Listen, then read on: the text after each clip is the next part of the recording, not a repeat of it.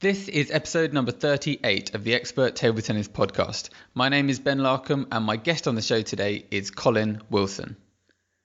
Now, Colin covers all bases when it comes to table tennis. As a player, he represented England and actually won 2 medals at the Commonwealth Games. He's since then transitioned to coaching and he's coached the England table tennis team at all levels and a number of really high level table tennis players in England.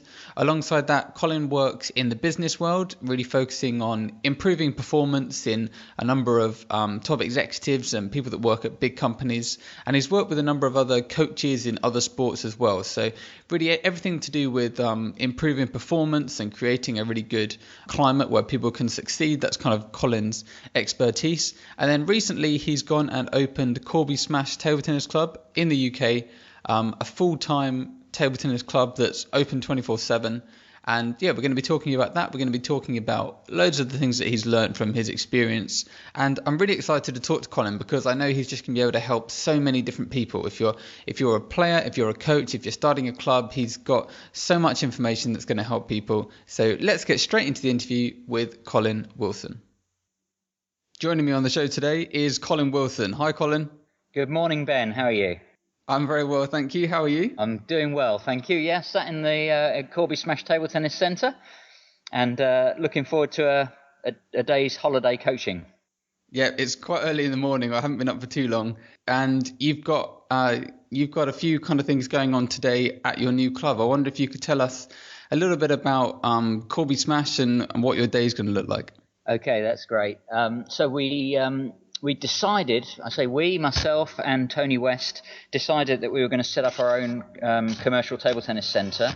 And we decided that Corby was the place to do it. It's a town that's got lower rents than in around London, where I've been a lot of my career.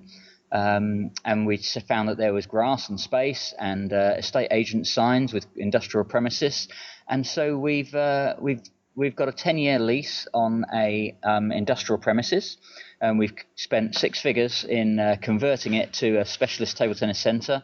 All of the facilities, you could play an Olympic final here, such are the conditions. And it's taken us about 2 years to get to where we are now. The first 18 months of that is just getting it and going through the process of getting planning permission and leases and everything. All takes more time and trouble than you ever expect. But we finally opened on February the 8th, so it makes it our 6-month birthday. And today I've just got one young man coming in. He's about 12 years old. Coming in at 10 o'clock, and we're going to do some private coaching with him. And we're open every day of the holidays all the way through August. So it's just kind of a place that's open all day, every day, with up to 12 tables, brand new equipment, and we're running camps every day for whoever wants to come.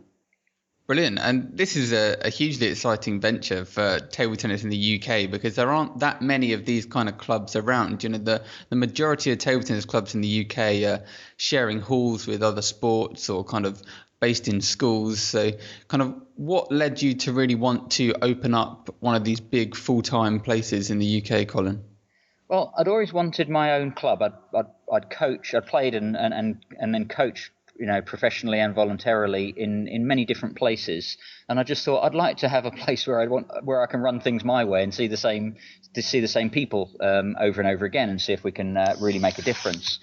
So I wanted to get my own club, but so many clubs are dependent upon public funding, charitable donations, school timetables, and I've seen so many clubs come to an end or get increasingly restricted because they're not masters of their own destiny as a facility.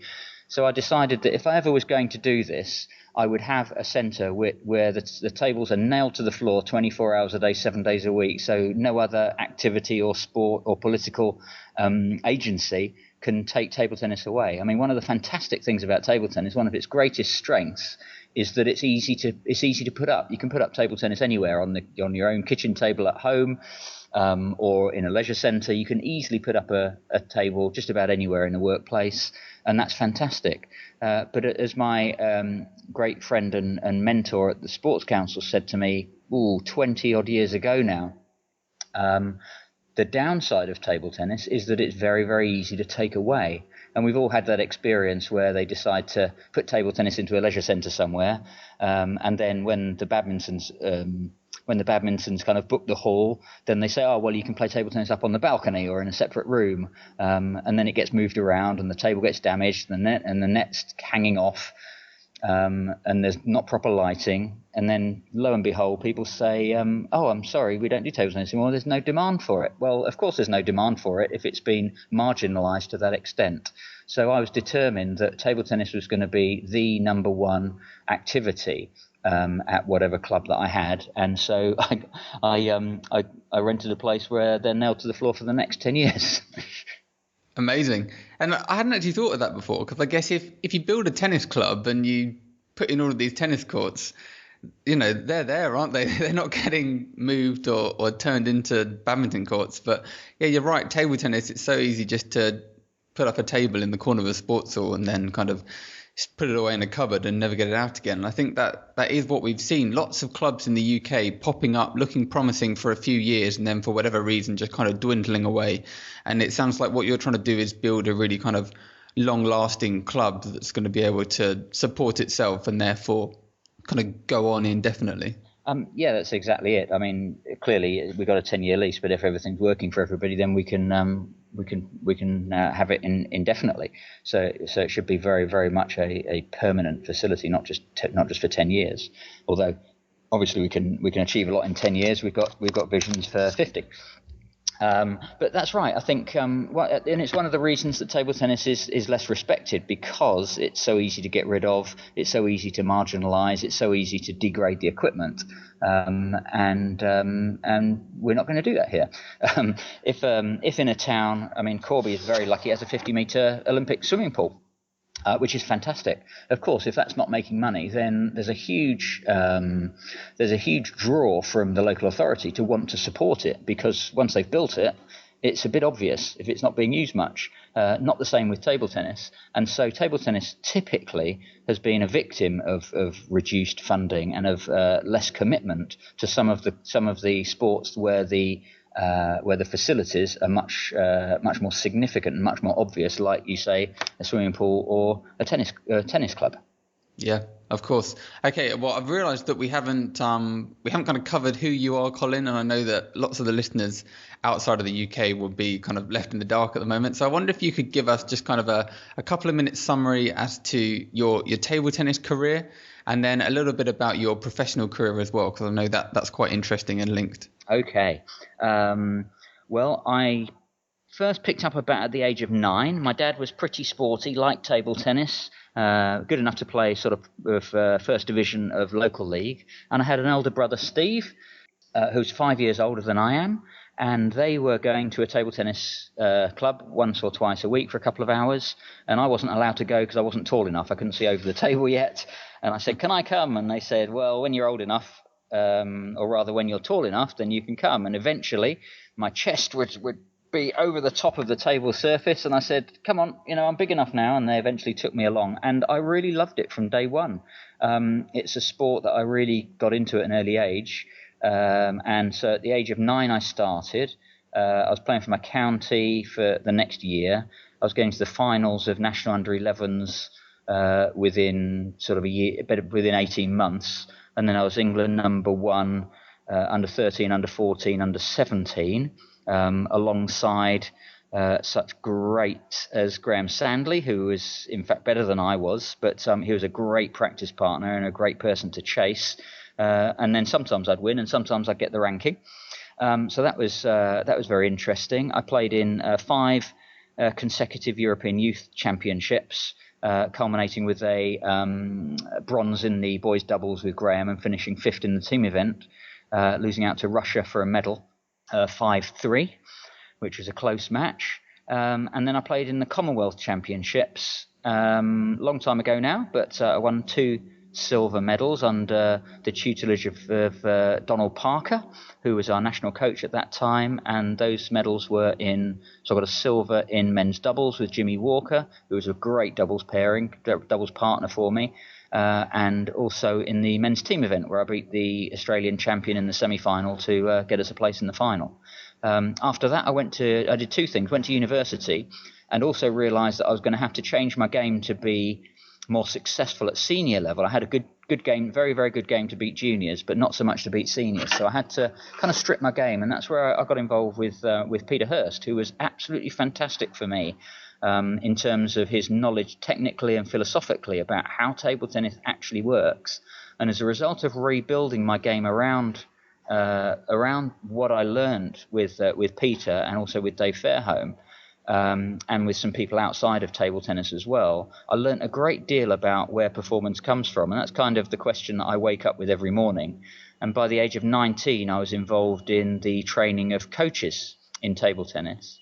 And then after that, I was asked to join Sports Coach UK and run the Southern region. So that was about coach development for sports coaches across all sports. And then I became the head of high performance coaching at Sports Coach UK. So I was working with UK Sports Institute, what's now UK Sports Elite Programme. And it was all about making coaches better coaches. And my responsibility was to run full day workshops for Olympic standard coaches from different sports, getting them all together, talking about common issues. And I would have the great privilege of speaking to professors and practitioners from all over the world who were renowned to be the very, very best at what they did in their specialisms, and translate that for the use of the coaches in different sports. And that's where I also learnt to do quite a lot of what has now become executive coaching, which was about helping coaches who are already just about the best in the world, Olympic medal winning coaches, and helping them shape how they were going to be better over the next 5 years than they were already, when there was no template for what better was, because they were already better than anyone had ever been. So that was a fantastic environment for me to learn in. And then there was a small jump from there to be doing leadership development work, executive coaching, and supervision of executive coaches and organization consultants in business. So now half my time is spent in sport, and half my time is spent in business. In business, I work with some of the large corporates, some of the biggest IT companies and banks in the world, do my best for those. And in sport, recently fulfilled a contract for Sports Coach UK, looking after about 18 national junior coaches in about 18 different Olympic sports. So I'm really, really lucky to have been absorbed in that environment for the last 30 years. And now I just want to sort of put it back on the ground with young and old table tennis players locally to where I live. Yeah, it definitely sounds like you're kind of the perfect guest, because you're ticking so many different boxes. I know kind of the people that listen to this show, some of them are quite high level players, and you've got that kind of experience. Lots of them are kind of beginners, and the stuff you're doing with the new club, kind of you're doing a lot of work kind of trying to really boost performance in the beginners. We also have loads of coaches that are listening, so I'm keen to pick your brains on kind of advice for helping coaches to improve. But I guess kind of the whole umbrella thing you're doing is just trying to find ways to improve people's performance. Is that kind of how you see yourself? Yeah, absolutely. To improve people's performance. Sometimes that improvement might be incremental, so we're just using the marginal gains and things. Kaizen and all of that to make continuous, regular, linear improvements to people's performance in ways that they weren't able to reach on their own. And sometimes it's transformational, where we go in a completely new direction and they actually become kind of a new person. It shifts personality, and it shifts mindsets, and it shifts emotional states, and it shifts beliefs, and people can become quite different in terms of their performance. So that's when we, instead of just going upwards from A to B, we're going sideways from A to C and up a different ladder faster. Okay, well, one of the things that I'd like to talk about with your kind of experience in sport and business is the idea that kind of success can transfer, or kind of the ability of getting good at something is kind of a skill in itself. And I'm wondering if you've if you've seen that in your work, if you've seen kind of certain underlying qualities that kind of underpin the kind of people that reach the top in different fields, and if so, kind of what those things are. Okay. Well, I regard myself not as an expert, but as a student, and a lifelong student of this. And I think the minute we think we are experts ourselves, that's when our own learning starts to decrease. So I like to kind of try and keep fresh and young about the fact that I'm just scratching the surface of all this stuff. So, and I think I see. So it's more about in the old motivational literature around the difference between sort of ego mindset and mastery mindset. I think people who become very successful at what they do tend to have a mastery mindset rather than an ego mindset. And these days you've got obviously the work of Carol Dweck and others talking about growth mindset rather than fixed mindset, and that's a similar kind of concept. And if you look at the people who are simply trying to maximize their learning rather than be number one, those are the people who normally end up being number one in my experience, because you get limited by comparing yourself with others, and you get less limited by trying to be better today than you were yesterday. And sometimes you can end up being a lot better than the competition, not by trying to beat the competition, but by trying to make the best of yourself. And so there's a strong emphasis that we use here about being the best that you can be and looking for ways to accelerate the rate of development. And that's what we're really about. So we regard deliberate practice as an interesting concept, but what we're working with here is forensic practice. What is the perfect practice we can do right now at this time, in this moment, in this situation, to maximize the rate of improvement and to make those continuous breakthroughs and transformations that can increase performance? And I find that people in business are successful to the extent that they are students rather than pushing the idea or promoting the idea that they are experts and gurus. I find that most of those people top out their learning sooner. Yeah, and I guess we see this in all table tennis players as well. If you go down to any local club, you can quite quickly pick out the players that kind of think they know what they're doing and aren't taking advice from other people. And then there's the other players that are very much watching kind of better players, constantly asking people for advice. And they're the ones that, you know, month after month are kind of getting better. And the other ones are very much just stuck at their level, not improving so much. Absolutely. Yeah, that's what I've seen a lot. And so what we try to do here at Corby Smash is for everybody to be a learner. No matter who they are. So we do what's called cascade coaching. So through the club, we don't just have one person coaching. We've got a team of 5 people who coach here. But the idea is, as soon as someone's learnt something from one of the coaches or just got some insight, then they coach the others. And we're not precious about having exactly the right information. Conveyed, but what we find is that with a cascade coaching model, that everybody regards themselves as learners, everybody regards themselves as responsible for helping everybody else, and as a result of that, the overall improvement increases. It is less than forensic sometimes at the bottom end, as people who we teach then teach others.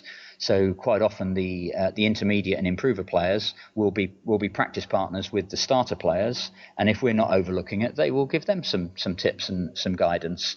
But overall, that method creates a stronger team ethos, a greater aggregate of learning, and then obviously the 5 coaches are there to make sure that we then retranslate what the youngsters have learned back into forensic practice, so that they can pick up exactly what they need to improve faster. But overall, if everyone in the coach is a club and they're working to the same philosophy, that's got to be better than just one person who's supposed to know what they're talking about, telling everybody else what to do, and everyone else just being passive recipients of that knowledge. Yeah, definitely. And it sounds like you're giving players a bit of responsibility to kind of go and seek out their own tips and information from others. And then they've also got the added responsibility of, once you've learned something, kind of pass it on to younger players or newer players as well. So, and I think, you hear a lot that if you're able to teach something, then you've learned it to a greater level than if you've just kind of received it yourself. So I think I've certainly seen a lot of players, and I've seen this myself, where once you start coaching something, you start to actually improve your ability to perform that skill yourself as a player, because you just start to kind of, your mind is open to kind of new ideas and new little variables about it. Yeah, I think that's right, Ben. Becoming a coach, I don't think made me a worse player. There's, people talk about that, and it's absolutely right that you have to be very, very single-minded to the point of selfishness if you're going to be excellent at something in a narrow field, and that's fine. But I think it's when you try to teach something that you first really start to understand it, because you hear yourself articulating what it is that you're doing. And you kind of check yourself, say, well, does that actually make sense? And does that make sense in all circumstances? And is there a hole in this argument that I'm kind of portraying? So it creates improved evolution of thought. I do think for top players, I wouldn't encourage them to become full-time or part-time coaches themselves. But I think for coaches to help players to understand what they're doing, why they're doing it, and what's happening around them, to expand their awareness and expand their horizons, can then help those top players to find a new range of resources to make them better players again. Yeah, definitely. Okay, I wonder if we can do a few kind of specific questions for people who are listening, who are kind of beginner, intermediate table tennis players wanting to improve. I know you've got a lot of experience in this. So first question would be kind of, can you practice too much? Is there a certain amount that people should be trying to practice? Can you practice too little? Kind of what's ideal? You've got a club that's open every day of the week. So, should players train 2 to 3 hours, 7 days a week when they're just starting out if they really want to improve, or are they better to kind of break it up a bit? What are your thoughts, Colin? Fantastic. Okay. Well, first of all, no one knows the answer to this question. And second, there isn't a single answer, because every individual is different. My general belief is that one clear day off from table time a week is good, and I recommend Sundays as far as possible. And I think in terms of how much to play, what we've seen is players that come in pretty much every day and practice, and even at beginner and improver level, because of the facilities that we've got and the kind of personnel that we have floating around, sometimes they're coming in for an hour a day, sometimes they're coming in for 4 hours, 5 hours a day, and these are not professional players. These are people that have only been playing for 3 or 4 months but are keen to improve. I think it's really, really important that you get a quarterly screening for injuries, potential injuries, muscle imbalance, and potential burnout. Those are the things that I would particularly guard against, and that's what we kind of prescribe here, that we work on both sides of the body, not just the playing hand side of the body. But having said that, if you can keep on top of physical and mental health, then I think you can be playing probably 2 to 4 hours a day from an early start, and the results that we've seen with some people doing that here have been remarkable. I mean, a player with no particular gifts, won't give any names away, but has just got into enjoying themselves and putting the hours in. Took a game off Kettering League number 24, Kettering Premier League player, and after 4 months they took a game off them in a league match, which was just fantastic. The fact that they could read the serves, the fact that they could counter loop a loop, it was really fun to see how people can improve if you kind of put them in the right goldfish bowl.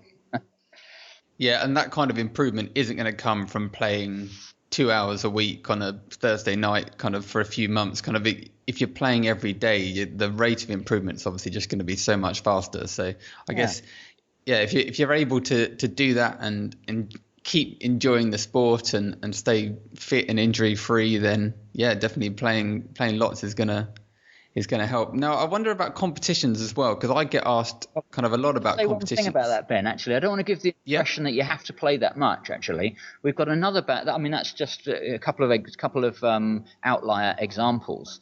But we have other players that play perhaps an hour twice a week. And at an early stage, that's fine. They're involved in other sports. They've got their schoolwork to do. Some are 50 plus years old. And they're improving rapidly as well, because we've worked out what to do in those couple of hours. Clearly, 2 hours a week is not enough to become a top player. That's clear. But you could get to reasonable local league standard and have a very, very enjoyable table tennis career on 2 hours a week. It's just a case of what you do in those 2 hours to actually generate the improvement, the understanding of the game, and the ability to play against different styles, so that those 2 hours are effective. So just to kind of put that marker down is that we're not elitist here about battering in thousands of hours for everybody. Most people don't even want to do that, but they can play a relatively little amount and improve and have an enjoyable time and career playing table tennis. But sure, if you want to get into the top sort of 100 in your country, then you've got to be putting a few more hours in than that. Yeah, and you mentioned the quality there as well. It's no good just doing a few forehands, backhands, and then playing matches. If you want to improve, kind of, you've got to be working on the specific stuff and actually getting some advice from people who kind of know what they're talking about. Yeah, and quite often I see a lot of people who out there who practice in certain ways, and they're getting better at what they're practicing, but what they're practicing is not relevant to a match. So actually, they're getting relatively worse all the time, because the type of practice that they're doing is relatively wasted. And I see that a lot with kids on competitive circuits, and the parents spending thousands of pounds a year, and they're just not on a path. They're not on the path they think they are, which is an inevitable expensive failure that's going to come to roost in a few years' time. And so we try to shortcut that where we can. And those people that want to come here, we try to get people on the right path, and then they don't necessarily stay here all the time, but they go off to their own training environments with their own plan, and hopefully get on a path that's a potential elite, putting in the foundations for future elite play. Sure. Okay. What about competitions for players? So is it a good idea just to start entering competitions as soon as possible and get some experience, or do you kind of think that maybe it's better to wait a bit and get some fundamentals? I guess it's a similar question to some coaches really focus on the technique at the start and want that to be really right, and others think they're better off kind of learning more naturally. What are your thoughts? What are the kind of things that you're doing at Corby with the players there? Okay. What we try to do in those first 20 or 30 hours is to ensure that we've got stroke production and recovery positions. We move from consistency of stroke production very quickly to irregular footwork rather than regular footwork. And we do encourage very, very short durations of games, because table tennis is about having a score and playing up to 11 or whatever, and having a game and having a winner and a loser. So we do about twice a week encourage people to have some kind of competition, no matter what their standard, but that is overridden by the quality of the technical work that we put in the early days. So they've got an idea that in the end, this is not about marks for artistic impression. It's about marks for points on the table, and that's binary. You win a point, you lose a point, and that accumulates until someone's won the match. So in the end, you don't get points for looking good. You don't get 3 points if you hit a screamer down the line from around the net. You only get 1 point for those things. So in the end, it's about being pragmatic and about being effective. But having said that, having an efficient technique, and I go back to one of the players that was playing in my era, Jan-Ove Voldner. If you look at the efficiency of his play, it meant that he had more time than other players to play, and he could concentrate on what the other player was doing in anticipation, rather than spending a lot of time playing shots and being out of his own recovery position. And we follow that kind of model in the early times, and then we build power against that. So in the end, cool head, soft hands, and then use those two things to create power. A little bit like some of the martial arts or Aikido, where it's not about the grunt that gives you the power, because quite often that leads to tension. That also leads to stress, mental stress. But we're looking for relaxed power through quality technique and recovery. Yeah, and I know that's something that a lot of new players really struggle with. And kind of when I was doing the expert in a year thing with Sam a couple of years ago, it took him a long time to work out that, because he came kind of from a rowing background where it was very much like grit your teeth and kind of go mad to kind of make sure that you win, and getting the hang of being so fast and so powerful, but at the same time kind of being so loose and relaxed is something that I know a lot of people just can't quite get their head around. Have you got any tips for helping players to develop that? Because you see so many new players just looking so stiff and rigid and kind of getting really tired because their muscles are so tense and they're kind of putting so much effort into everything. Kind of how can players get into that kind of loose, relaxed zone, even when they're playing matches and it's kind of high stress? Okay. At a late stage, you should be well organised with proper table tennis psychology for how you prepare for competitions, how you operate yourself in between points, how you strategize about the game. At an early stage, I think this is where coaching is critical, because it's more about in addition to the technical work and the philosophical work, this is more about getting the mental setup right at an early stage.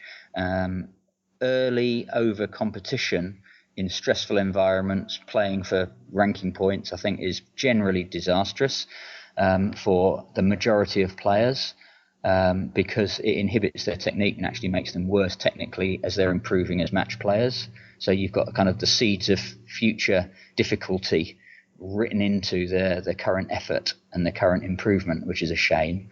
I would say you have a parent who is indifferent to the result that you get, and I think what gets in the way is the numbers. With young players, if there's a score on the board, they play differently depending on what the score is on the board. If they've got a ranking, they look up the other person's ranking and they play differently depending on whether the other person's above them or below them. And how many people have you heard, Ben, say, "Oh, I play really well when I play against people higher than me or better than me, and I find it harder when I'm playing people not as good as me." Well, there's a couple of things in there. One's mental, about anxiety and fear, and we need to get that. We need to get that out of the way when we're learning technique and mental control. And secondly, of course, we play better against better players because we get a more consistent ball. So we learn at an early stage here to be able to win consistently against people who are not as good as you. So it's good to play people who are not as good, and it's important to be able to play people who are not as good, rather than just lament the fact that you're not playing with someone better than you and therefore improving. The ability to beat someone that's not as good as you time and time and time again is critical. And I learned that from playing British League with Desmond Douglas, time and time ago. He was the best player. He never complained that he wasn't getting practice partners better than him. But he was 5 in the world. He won 10 out of 11, I think, English national championships, and he was a complete professional and gentleman. I learnt so much from playing with and competing against Des. Yeah, fantastic stuff. And I think that's really useful advice for people. I do see so many players kind of complaining about either not being able to beat weaker players, or like wishing they could play like they do against the better players, or in practice kind of complaining that they're not getting good enough practice from weaker players. But it's almost like a different skill, isn't it? Beating weaker players than it is beating stronger players. It's a kind of different game, a different mentality that you need to bring to it, and that's something that you need to develop, and you're going to develop that in the practice hall. Absolutely. And knowing how to practice with people who are not as good as you is vital as well. On average, you're going to spend half the time playing with people better than you and half the time playing with people who are worse than you, unless you're just paying better players. So half the time you're going to be playing against people worse than you. If you have an inbuilt prejudice against your belief about the quality of that practice, then you're not going to be doing deliberate practice, never mind forensic practice.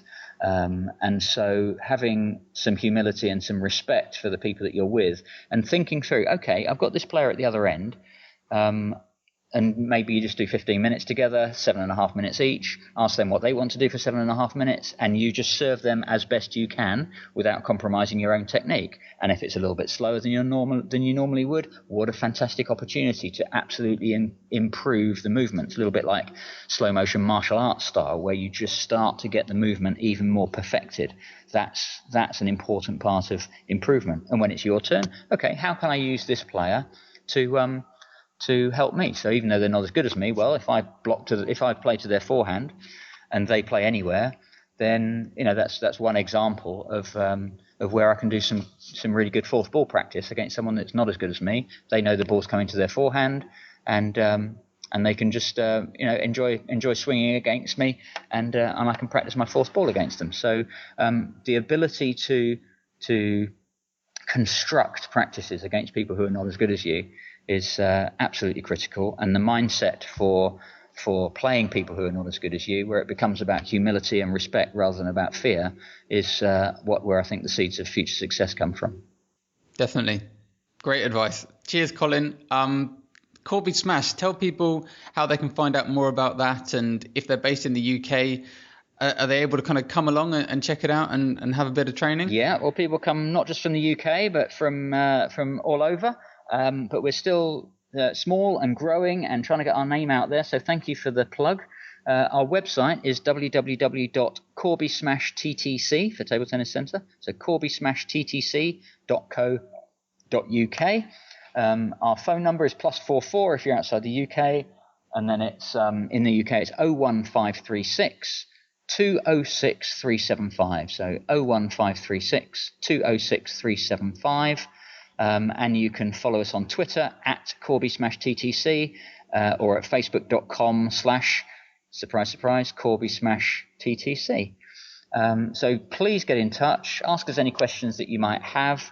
We'd love to see you. We've made this place for the table tennis community to find something new and a little bit different, and we hope a little bit special. And it's only by using the place that we'll still be around and trying to prove that we can run table tennis on a model that doesn't require public funding all the time, and therefore be at risk of the loss of public funding. If we can prove it here, then there will be a number of table tennis entrepreneurs that can build clubs all around England and all around the world. At the moment, we're trying to prove the concept, and we'll keep you posted as to how we're doing, because if we get to a tipping point, then other people will be able to start their own clubs, and table tennis can really grow out of all recognition. Yeah, brilliant. Such an exciting time. I wish you the best of luck, Colin. I really hope this works out for you. And let us know how your players are getting on, because it seems like people are improving very quickly. So I'm sure we're going to see some juniors and seniors popping up on the circuit wearing the Corby Smash t-shirt. There you go. Watch out for us as we start the new season. Nice one. Cheers, Colin. Thanks, Ben. Keep having fun. See you later. Bye-bye. Bye. Well, I hope you enjoyed that interview. A big thank you to Colin Wilson for joining me on this episode. Really exciting what he's got going on at Corby Smash, and I'm hoping to be able to go up and check that out at some point. Just a few things I wanted to draw out from that. I really liked Colin's quote kind of about being a student, not an expert, and I think that's definitely applicable to all areas of life. If you're serious about improving and getting better, you need to have that kind of humble understanding where you see yourself very much as a student. And by most people's understanding, Colin is very much an expert. He's got so much experience, but I think the fact that he still views himself as a student of table tennis and a student of learning and expertise is the reason why he's doing so well. And it's once you start viewing yourself as an expert and someone who knows everything, that's when you're going to start dropping off and not improving and not learning. So that's really important. And I think if you're a table tennis player, regardless of your level, see yourself as a student, try and learn from those around you, whether they're players or coaches, and that's going to cause you to improve a lot faster than kind of thinking that you know everything and that you're a little bit of an expert when it comes to table tennis and just have that kind of humble attitude. I think that's going to serve you well and yeah, just help you to continue improving. The other thing that I found interesting was that Colin kind of mentioned a few times throughout that interview kind of things about martial arts. And we didn't actually get into it in any specifics, but it's definitely something that I've seen popping up a few times. People comparing table tennis to martial arts and the idea of being efficient and smooth and relaxed and kind of creating power and strength without the kind of brute force of some other kind of activities. And yeah, that's definitely something that I'm going to be looking into more in the future, kind of learning a little bit more about martial arts and how they can relate and overlap with table tennis. If you have any experience of martial arts, definitely get in touch, send me an email, ben@experttabletennis.com. I'd love to hear from you and chat about that further. So yeah, particularly if you're kind of a high level martial artist in some kind of martial arts and you're learning table tennis, I'd love to hear about the comparisons and your experiences. So do drop me an email. I will be back with episode 39 of the podcast. That will be coming out on the 1st of October. So stay tuned for that. You can head to experttabletennis.com/podcast to check out all of the old episodes. They're all up there. And if you're listening on iTunes, as always, please leave us a review and share the podcast with friends. If you're up for doing that, I'd really appreciate it. Yeah, I'm Ben Larcombe from experttabletennis.com. Do head over to the website to check out everything else I'm up to. And I will see you in a month's time with the next episode. Thanks for listening.